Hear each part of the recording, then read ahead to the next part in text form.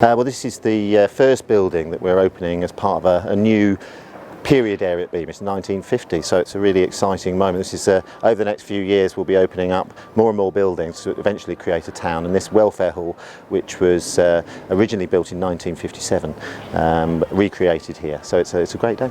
Hundreds of people have been involved in the project over the last 10 years really, since we came up with the idea on the back of a fag packet, and here it is today. It's quite amazing really. And one of the things that Beamish does is, instead of sort of telling people their history, get people involved so that they can help us make sure that the stories that we tell about everyday life in the region are rooted in a real place and a real story.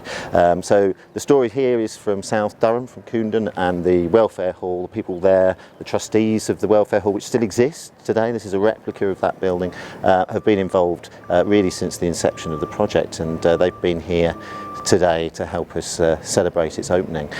So that's really important for us, and it's quite an emotional thing because it's their story that they're very proud of, and it's also typical of many towns and villages across the northeast, so it's an individual story which helps us tell the wider story of the region.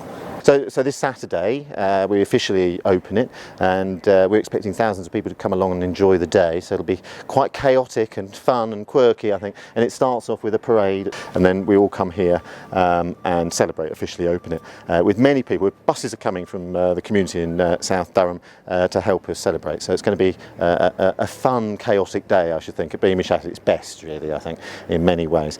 So yeah, I'd encourage people to come along and join us on that, and then it'll be open every day from that point on.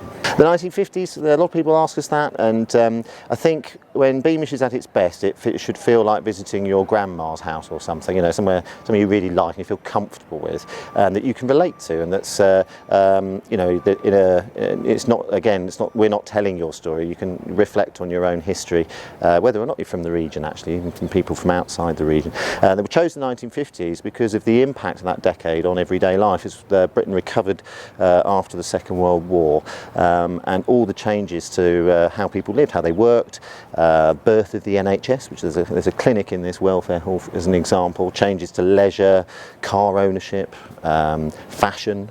I mean, look at me now. I mean, I was in 1950s gear with a slightly different hat from my bowler hat that I wear in the Edwardian period. So lots of changes to how people actually lived, and that enables us again to expand the stories that we tell about life in the region. Normally, when we create a building, we design it to look like it's always been here, so the last building we opened was a heather thatched house set in the 1820s, and whilst it is new in the sense that it was rebuilt here, it is made to look really old, but this building was built in 1957, if you like. The original building was built in 1957, so as we're creating a 1950s town, this would have been brand new.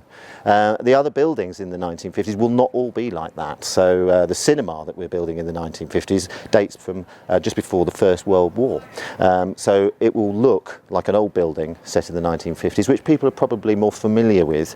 If you think about our pit cottages, for example, they're Victorian buildings set in the Edwardian period, and that makes it feel real. But this is a new build, post-war building set in the 1950s. Yeah, well, we've been working on it for nearly 10 years in terms of thinking about it, and now building it for, I don't know, 18 months or so. And over the next 3 years or so, we'll be opening up more and more buildings. So the next block of buildings behind me here, behind this fence, which is hiding a construction site, is a terrace of housing. And in that terrace, we've got Norman Cornish's house and studio, which will allow us to tell, again, an individual story, but a wider story of the Spennymoor settlement of artists and writers that was developed, really, they developed it in South Durham. It includes a caff from Wingate, John's Caff, which has the sort of typical wooden seating that you see in a caff, an interesting hatch where they used to give late night drinks to the snooker hall next door, I think, which is quite interesting, although we're not building the snooker hall next door. So that, and a hairdressers as well, actually, which is an interesting thing, so you can get your hair done in a 1950s style while you're here. And that will come next, and then we're working on the cinema, housing, more housing, aged miners' homes, and a bowling pavilion and green. So all sorts of things over the next 3 years. That will open them up gradually. And obviously we couldn't do this without lots of people's support. Thousands of people really have supported this, and the bulk of the money, nearly 60% of the money, has come from National Lottery players and the National Lottery Heritage Fund, and so we're really grateful for all their support. And there's also been donations from Formica and the bank's Community Development Fund. All sorts of people have been supporting us, so a big thank you to them.